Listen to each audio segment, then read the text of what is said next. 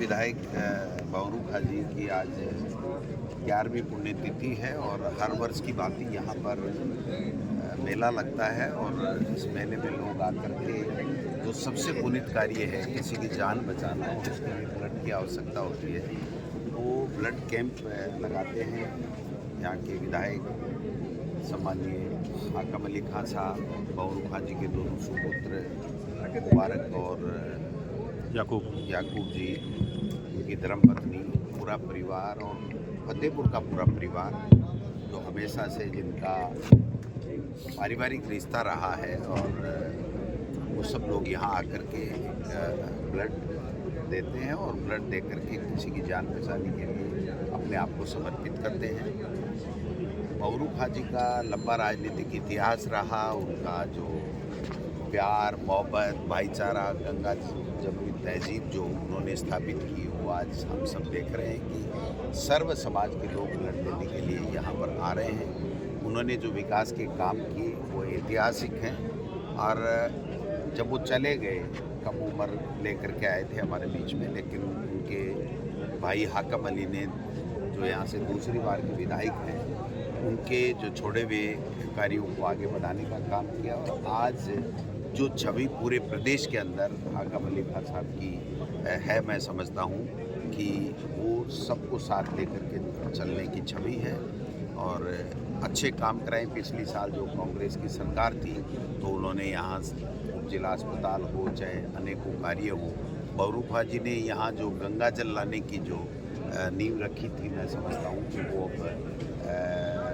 संपूर्ण हो गई है, पूर्ण हो गई है वो योजना और अब यहाँ पर इंदिरा गांधी नहर परियोजना का पानी भी उनके प्रयास से हम लोग जब 2008 से 13 में विधायक थे तब उन्होंने शुरुआत की थी और पूरी तरीके से सब लोगों को पेयजल की सुविधा मिलती है।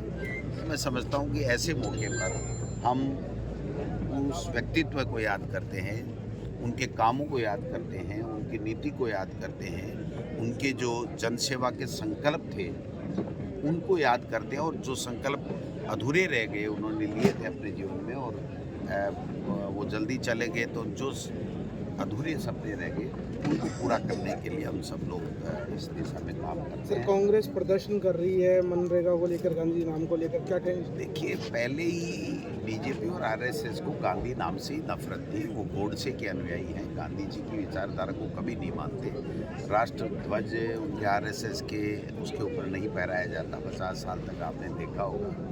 और अब तरह तरह की बातें करके एजेंसियों का दुरुपयोग करके और राष्ट्रवाद की बात करते हैं, जबकि देश जब गुलामी में था तब जो राष्ट्रवाद कांग्रेस में और उस वक्त के लोगों में था, तभी अगर उनमें राष्ट्रवाद नहीं होता तो ये देश आज़ाद नहीं होता। इस आज़ादी के देश में संविधान को तोड़ने मरोड़ने का काम करते हैं, संवैधानिक संस्थाओं का दुरुपयोग करते हैं, हिंदू मुस्लिम करके धार्मिक उन्माद फैला करके ये राजनीति की रोटियां सेक रहे हैं, पैसे का दुरुपयोग कर रहे हैं, सत्ता को गिराने का काम कर रहे हैं, वोट की चोरी करने का काम कर रहे हैं। जो जुमले जो वादे इन्होंने किए थे उनमें से एक भी पूरा नहीं कर रहे हैं, न उन पर बात करते हैं। तो जो महात्मा गांधी रोजगार गारंटी अधिनियम सोनिया गांधी जी और मनमोहन सिंह जी लेकर के आए थे, गरीब को किसी के आगे हाथ नहीं फैलाना पड़े, उसको काम का अधिकार दिया था, शिक्षा का अधिकार दिया था, राइट टू एजुकेशन आपने देखा होगा, राइट टू फूड खाद्य का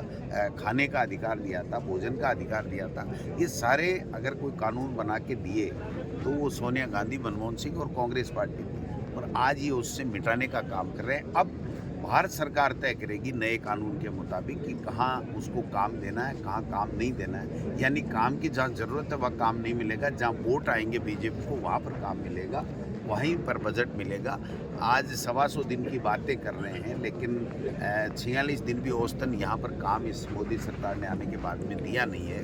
तो मैं समझता हूँ कि जो बजट है वो 25% भी ये लोग बाग खर्च करने की इनकी मंशा नहीं है। इनको केवल नाम परिवर्तन करके और धार्मिक उन्माद फैला करके वो अपनी वोटों की राजनीति करते हैं। इसके अलावा सरकार के 2 साल 00 है। हाँ, जश्न के मोड में है सरकार और उपलब्धियां बता रही है। सीएम साहब ने कहा है कि चश्मा लगा कर देखें कि भाई जो स्वास्थ्य की योजना थी उसको खत्म कर दिया, एमपी साहब किसान के लिए बिजली की बात थी उसको आपने खत्म कर दिया, जो फूड पैकेट मिलते थे उसको आपने ख़त्म कर दिया। बुजुर्गों को पेंशन मिल रही थी, वो पेंशन आज मिल नहीं रही है। बच्चों की नौकरियां लग रही थी, वो नौकरियां आज हैं नहीं। तो केवल और केवल मोदी जी के गुणगान करके एक पेड़ माँ के नाम और लाखों पेड़ अडानी के नाम, अडानी पेड़ काट रहा है। ये इनकी जो तर्ज चल रही है, मैं समझता हूँ पंचायत चुनाव करा नहीं रहे, नगर निकाय चुनाव करा नहीं रहे। इसका मतलब है उनको कोई विकास से मतलब नहीं है, कोई सेंट्रलाइज करना चाहते हैं सारा का सारा सिस्टम, डिसेंट्रलाइज का उनका मन में नहीं है। जो कानून है, जो संविधान है कि 5 साल में अनिवार्य रूप से चुनाव होने चाहिए, वो चुनाव तो करवा नहीं रहे हैं। बजट 1 रुपया है नहीं। अभी कल परसों आया होगा कि कितना उन्होंने कर्ज ले लिया, कितना कर्जा प्रति व्यक्ति बढ़ गया है। ये सब चीज़ें आप मीडिया के माध्यम से देख रहे हो। मैं तो इतना ही कहना चाहता हूँ कि ये जो गुजरात का मॉडल आया है मोदी जी ने और अमित शाह जी ने कि पपेट बैठाओ, जो कोई बात नहीं कर सके, खुद का निर्णय नहीं ले सके, किसी का भला नहीं कर सके, केवल मोदी जी का, अमित शाह जी का गुणगान करता रहे, इस तरह का ये जो मॉडल चला है। आप मध्य प्रदेश में देख लो, यहाँ देख लो, हरियाणा में देख लो, दूसरे स्टेट में। एक योगी इनके ताबे नहीं आ रहा है, वो इन्होंने उस टाइम कैसे बना दिया पता नहीं। बाकी इसके अलावा तो कोई इंडिपेंडेंट मुख्यमंत्री बीजेपी के शासन में है ही नहीं जो अपना निर्णय ले सके और जनता के लिए कोई कल्याणकारी योजनाएं लॉन्च करके उसका लाभ दिला सके। इनको तो जो दिल्ली से आती है, जो कागजी योजनाएं होती हैं, उनकी राग अल्पाना है, उनकी रट लगानी है और मोदी मोदी करना है, अपनी कुर्सी बचानी है। अरावली को लेकर अरावली तो ये तो बेईमान लोग हैं, ये भ्रष्टाचार करना चाहते हैं और पूरे राजस्थान की इस